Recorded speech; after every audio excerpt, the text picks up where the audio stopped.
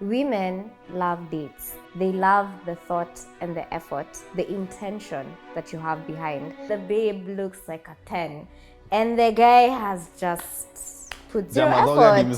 Jamadoga himself, exactly, And that's why I'm saying its intention is also effort, right? In relationships where you find that one person is a spendthrift and the other person is trying to be financially savvy or very frugal, you find that there's always going to be a rift because this person is spending too much money and this person isn't living life. But at the end of the day, people need to get some level of financial compatibility that can ensure that you guys have something sustainable. Also, the belief that his money is our money, my money is my money needs to go.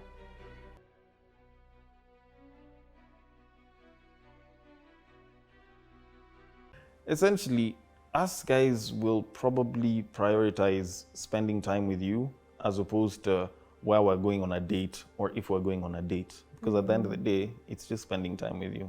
It doesn't matter whether you're in a dress or whether you're in sweatpants. I just want to spend time with you. That's it. Okay. But I'm just gonna put a disclaimer. Women love dates. I'm not saying it has to be every single time, but I'm just saying they love the thought and the effort, the intention that you have behind, the time that you take out to just, spend time with them. And we experience this whole thing very differently from you men, right? Yeah, there's a fantasy aspect to it, There's a sense of feeling special around it. And that whole intentionality. Yeah. Like all of those things kind of culminate into we want to go out on more dates, and we get that. I just think that because some of you guys will allow a lot of guys to, just wine and dine you in the house, you guys just chill and cuddle. Because you guys can allow that, then we'll do it. Now, granted, I'm not saying that you take that away from us, but if you want a little bit more dates, then I guess on one end, you will have to tell us a little bit more now. Because communicate. Exactly. Yeah. And also, I think for us guys, I hate to say it, but kind of have to step up a little bit. Yeah. Like this much. A lot, but baby steps. Right? Exactly. Yeah.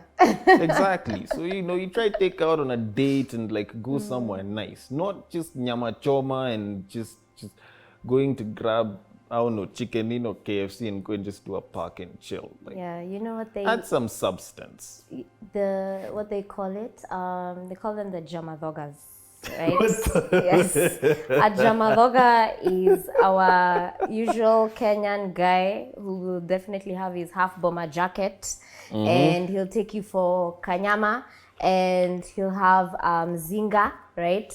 And the date will be a very good view of a plot he's planning to buy himself, right?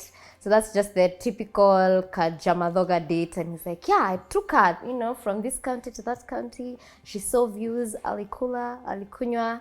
But that's the typical Jamadoga. All I'm saying is we don't mind such dates. Like you guys made him feel special when he was busy chafuing the meza at the club. What else did you expect?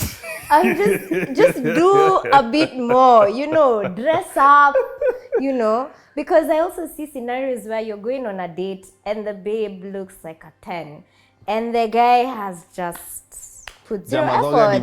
Jamadoga himself, exactly, And that's why I'm saying its intention is also effort, right? It's how you choose a specific day to take me out, how you dress up, how you show up, the little things that you're doing. And I'm just saying it doesn't have to be extra.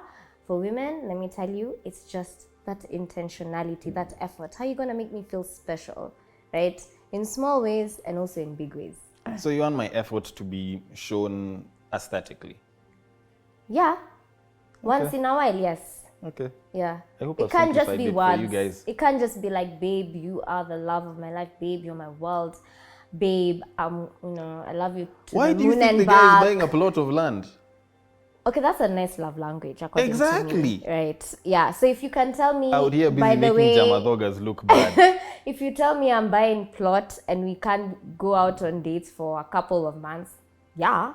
Yeah. But I'm buying a plot so that, I that's can okay. build my world But also, and you'll have a share yeah. of it, so you'll technically be my world. But communicate, Denver. It's be intentional and communicate. But I think we've talked about communication, in terms of finances and stuff like that. But I want us to talk about financial compatibility. Oh, that's Right? an interesting one. Yeah. Because I could be a guy who's very into this lady, right? And maybe she's earning more, right? Yes. And he's probably maybe trying to get his footing together, right? They have good chemistry, they're in the right space. But the one thing that's always a problem is finances, right? Okay. Yeah. So there's maybe that scenario where maybe the woman is more empowered than the man, and Makes maybe more the money. man, yeah, Honestly, let's stop calling it empowered. makes more money. Yes, there's a Yeah. bunch of women that are just a-holes, but they make more money. That doesn't make them empowered. Okay, but there's some women who are nasty to men who make less money. Yes. But there are also some good women who are making good money. Yes. But then now they're dating someone who's probably not on the same bracket as Yes. them, and then Makes less. makes less. Let me stop being politically correct, right? Yeah, you're trying to be so nice about it. A man is making less money, right? Yes. And they have chemistry, they're good, but they have issues, and those issues stem from finances, right? You could also get a man, let's say even in his mid-30s, dating a younger babe, right? And maybe this man is trying to build, and maybe this 20-year-old just wants to Spend. party, yeah, sherehe, right? Then they maybe can't align, because maybe he's in a season where he wants to build, right? And she's in a season where she just wants to have fun. So do you feel like financial compatibility plays a role? Do you feel like sometimes you need to step out of your situation and see here we can build, we can go somewhere here? I think financial compatibility is very important. I'd argue that to some degree it's even more important than sexual compatibility. The problem is, it's easier to talk about splitting legs in a bedroom when you're on a date than splitting bills. Yeah.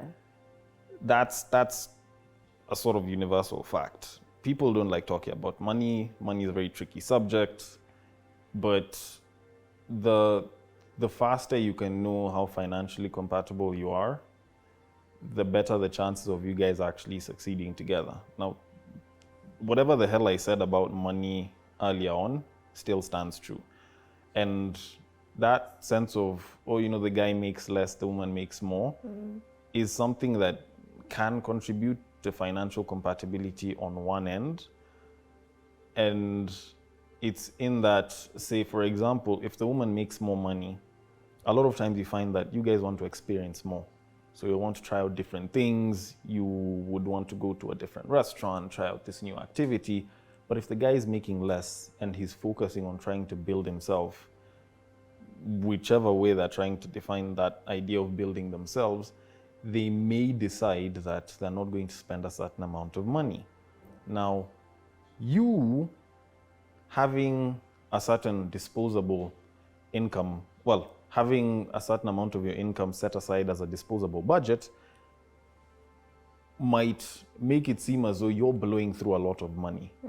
But because he doesn't have that same kind of disposable income and he doesn't have that kind of budget, then now if he feels like he has to match up and he's not talking about it, of course, you can see where there's that sense of insecurity, because now the guy feels like he has to step up. You might find that he'll bring up excuses, I can't make it because of blah, blah, blah. Financial incompatibility isn't about her making more, him making less, or him making more, her making less. It's how you utilize the money that you have. There's people that make a lot of money and blow through all of it. And there's people that make even kidogo money and they're incredibly frugal. If you are the type of person that's a bit of a shopaholic and you're dating someone who's frugal, of course there's going to be some level of friction, because You are trying to get yourself a new pair of shoes because you had a long day at work and Stressful. Yeah. exactly and as you're To on your way reward home you just see a myself, nice pair yeah. of shoes, or as you're busy scrolling through your phone in traffic you saw a nice pair of shoes and you were like, you know what, I'm gonna order those. And you do that and you're very comfortable doing it. But there's someone else who will be thinking, you know what, I'm really craving going for like steak, but you know what, let me go home and just eat the little food that I have. There's food at home. Yeah, there's food at home. Instead of me going to some restaurant and paying, I don't know how many thousands for a steak, I can just buy the meat and I'll make it in the house. Yeah. You might look at them and be like, why is this person being cheap? Just go and get the experience. But this other person is like, you know what, right now I don't think I'm at the best financial position to be spending that kind of money on just that. So I'd much rather do it at home. That difference does create friction because you find that in partnerships, well, in relationships where you find that one person is a spendthrift and the other person is trying to be financially savvy or very frugal, you find that there's always going to be a rift because this person is spending too much money and this person isn't living life. Yeah. So if you have two people that have a way that they manage their finances and have some level of financial management, which I think both financial management and sex should be taught in school very, very well.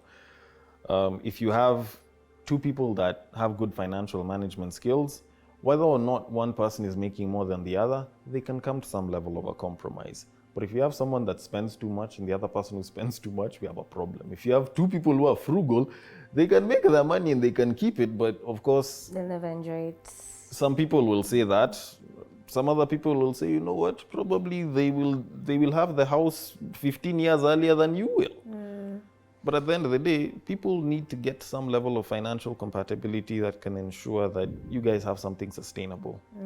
I think the key is sustainable. Yeah. Right? Yeah. Yeah. But it doesn't balance off. Like, if I'm a spendthrift and you're frugal, it doesn't balance. We never.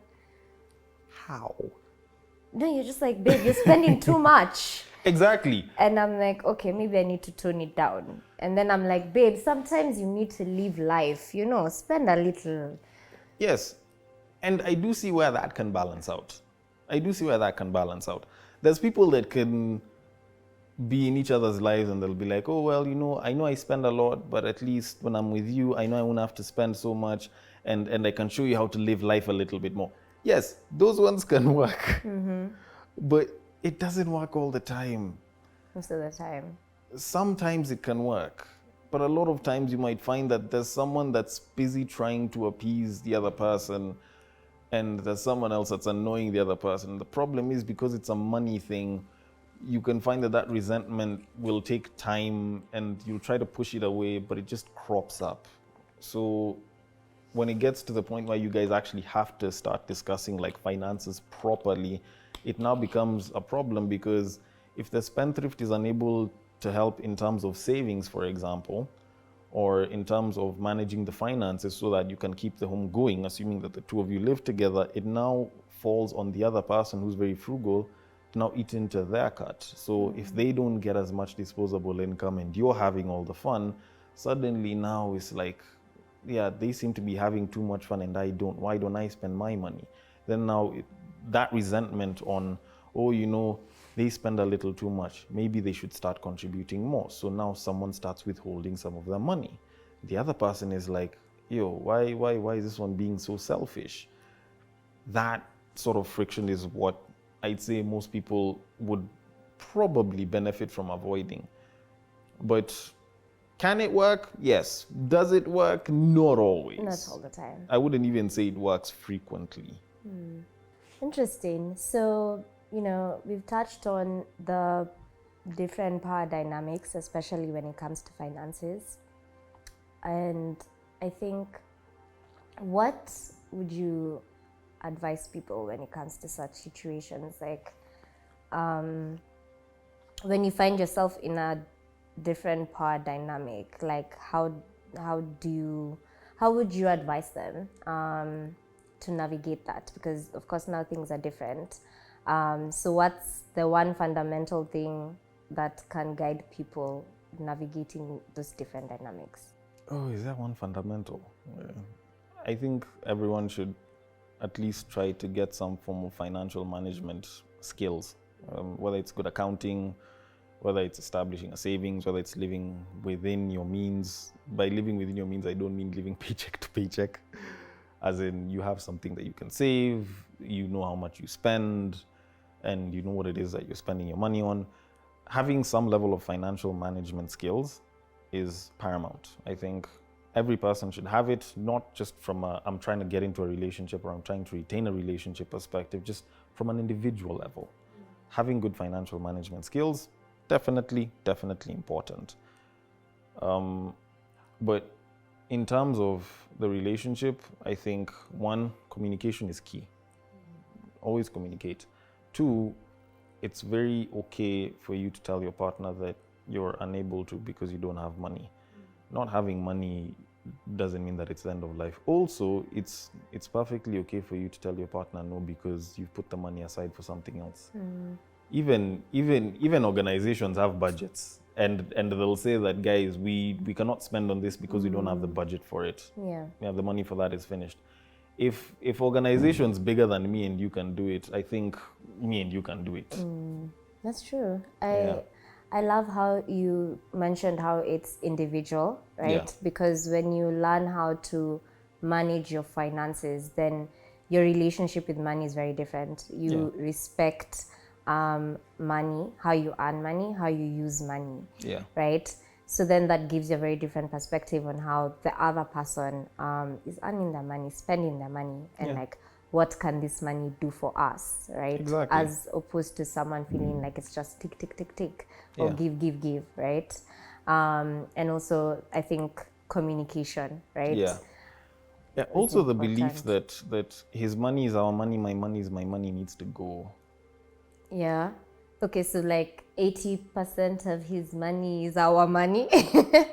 Have an understanding of what needs to be paid out, and understand that sometimes he's going to have money, sometimes he won't. Sometimes you're going to have money, sometimes you won't. The whole his money is our money, my money is my money, that just creates more money for you and less money for him. And if he starts feeling like you're having all the gains and he's not, or if he feels like he can provide so he needs certain other perks, like an allowance to go and sleep around, then now that becomes a problem for the both of you.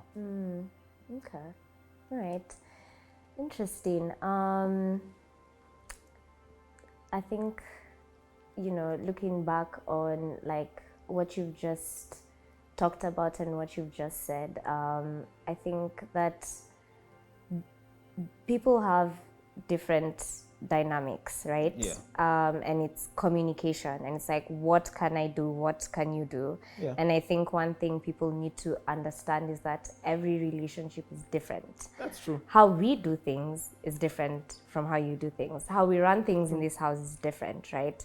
So I think a very important thing is we should also avoid the idea of comparing, right?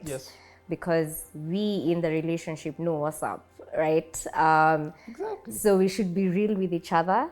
We know where we're going, what we're doing, right? And I guess at the end of the day, just avoid that idea of just comparing. They're always doing this, they're always doing that. It's just, what do I want? What do you want? What are we trying to get from the relationship as well? Exactly. As the saying goes, comparison is the thief of joy.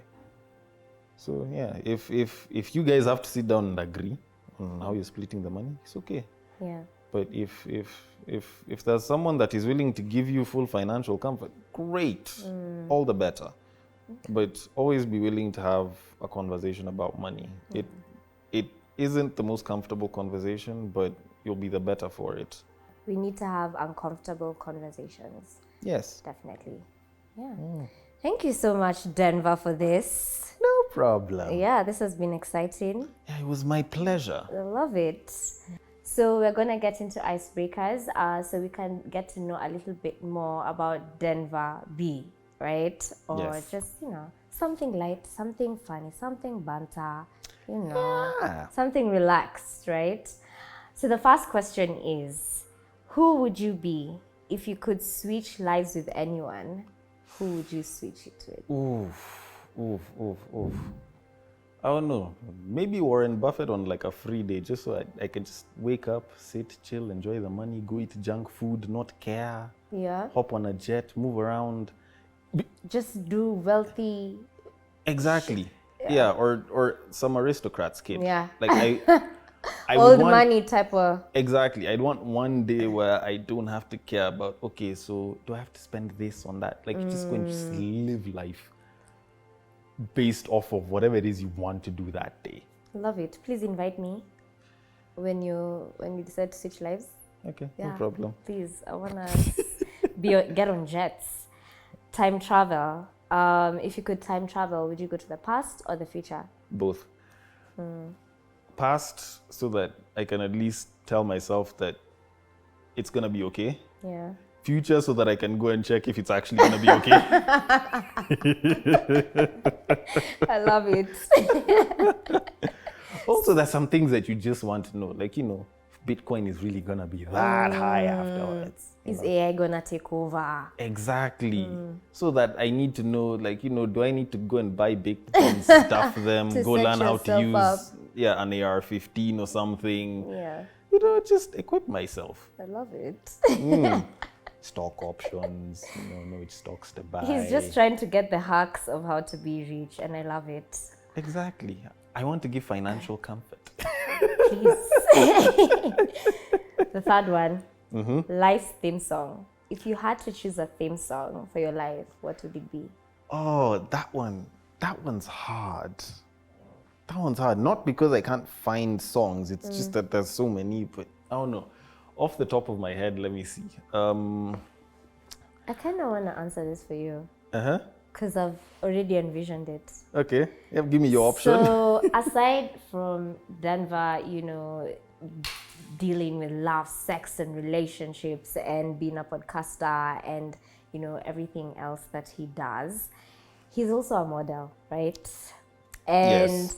he recently featured in a certain brand, and he was looking very dapper. And I was like, this is actually you living your life. Like, it's you manifesting who you really should be. And the background theme song was the theme song for Succession. And So that's that what it theme was. song elevated the whole thing. It was just like, yo, you're just meant for all money, swimming in money, right? Yeah. I was born in the wrong time. I need to be with the aristocracy because, all the money. Okay, that's actually a pretty good option. Yeah. I actually need to go and watch Succession now. It's really good. It's really good. Yeah. But let me see. Okay. That actually is pretty good. I also hadn't even moved my mind into movie theme songs. But I guess if I'm to use general song, well, just your typical music, I don't know. I probably have a toss up between On to the Next One, Jay-Z, Let It All Work Out, Lil Wayne, and I'm Sexy and I Know It. Love it. So thank you so much for watching all the way till the end. If you do want to listen to me and a lot of the stuff that I say with my banter on love, sex, and relationships, you can check out the Break Time podcast. And up until the next season, this has been the Powerhouse Podcast with Shirley over here somewhere. And, you should share, subscribe, and check her out on every single platform. On the Powerhouse. On the Powerhouse. A special thank you to Alifidia Store, our sponsor. They sell high-end fashion and lifestyle as well. They recently launched their wine and their coffee. So do check that out, guys. I want to thank you so much. And let's take it to the next one.